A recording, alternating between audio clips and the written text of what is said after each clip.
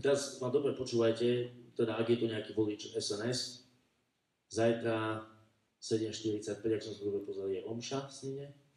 Treba sa ísť vyspovedať z toho, Pán Boh odpustí. Ale počúvajte dobre, je tu ešte nejaký volič Sasky? Nečakám, že sa prihlásite, len si tak vstúpte do seba. Martin Klus, možno ho poznáte, niektorí to taký poslanec za Saskou, kandiduje za župana v Bystrici.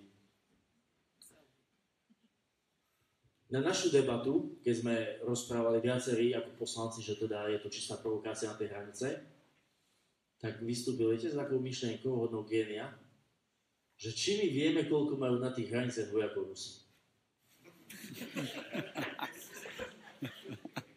Ako, povedzte mi, ako sa dá s takýmto človekom v tom debatovať.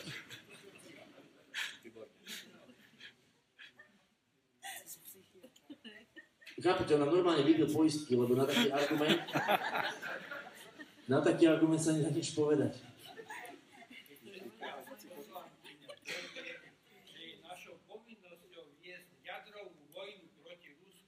No, keď ste začali s tým jadrom, tak ja potom k tomu ešte sa dostanem k tým rečom o EU, jadra a neviem čo.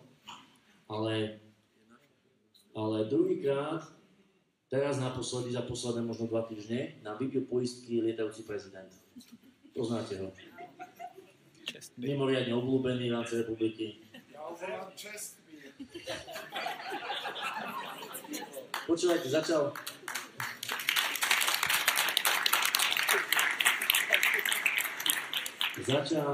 počas správy o stave republiky rozprávať o riešení cigánskej otázky. A začal takým štýlom, že sme sa tak s kolegami sa pozreli a hovoríme si, Mr. President nám chce zobrať volebný program. Ale potom sme ho vypočuli do konca a zistili sme, že sa nič také závažné neudialo.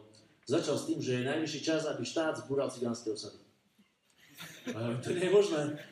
To nie je možné, keby som to povedal, ja tak na kapina už klopku, kukláči, všetko riadne. Ma tu ťahajú cez vás, cez sedadla.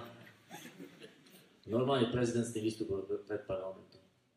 Pozeráme po sebe, že či je to v pohode, či nebolo príliš teplo vonku, alebo... Fakt naozaj, lebo on to normálne tam povedal, nájdete si to, je to na zázname. Fakt, naozaj, čestné slovo. A potom to prišlo. Lebo keď sa nebude dariť im, nebude sa dariť nám.